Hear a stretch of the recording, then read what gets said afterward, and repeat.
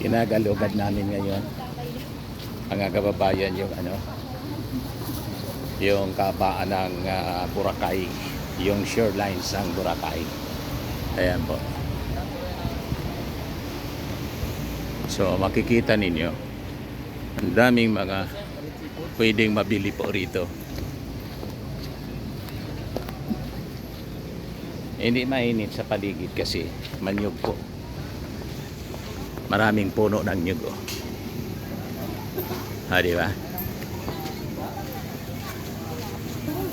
So napakaganda ng paligid.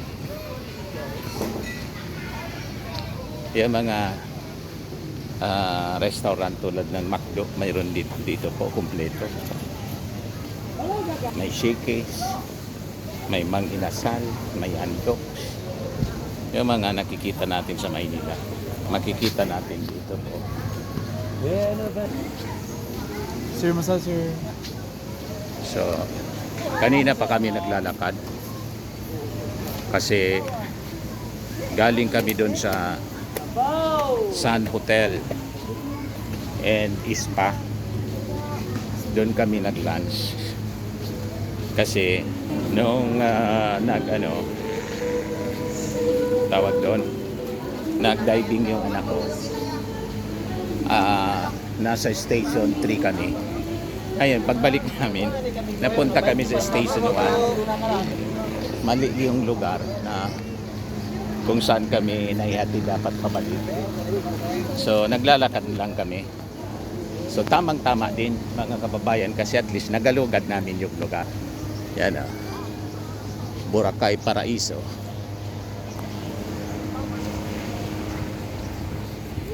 Di ba? Napakaganda.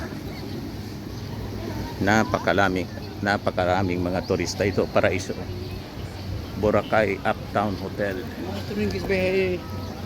Paraiso. Yan, may Mang Inasal, may Chowking, may Jollibee.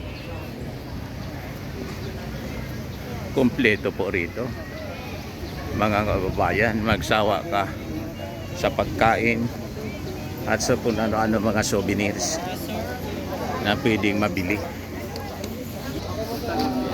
Bilis maglakad. Ano na to? Dito na yata.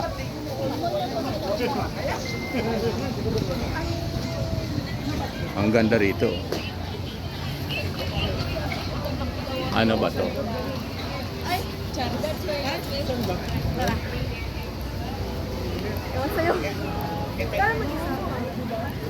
Epic.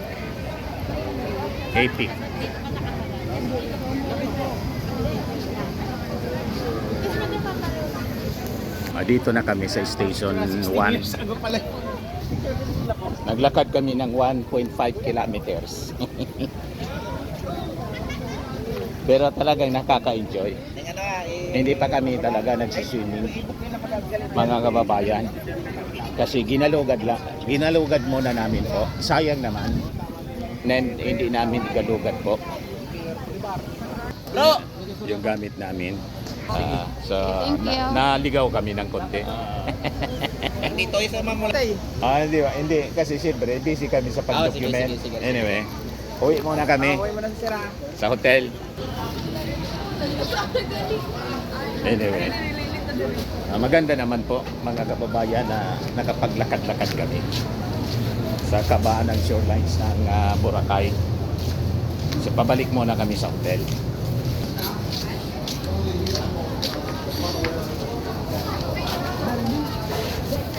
Grabe, ang ganda po dito.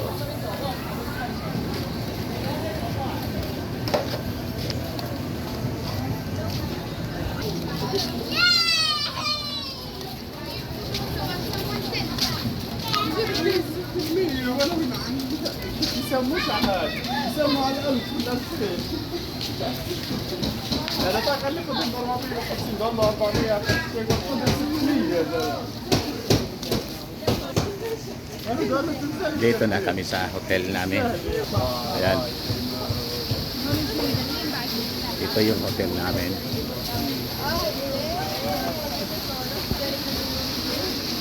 Di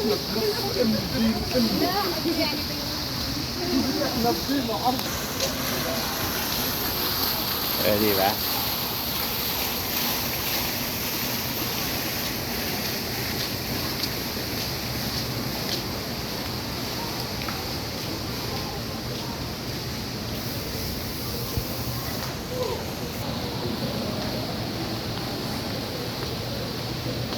Pasok muna tayo dito sa hotel.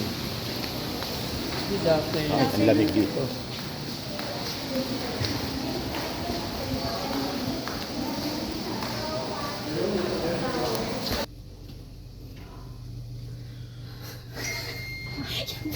Elevator kami.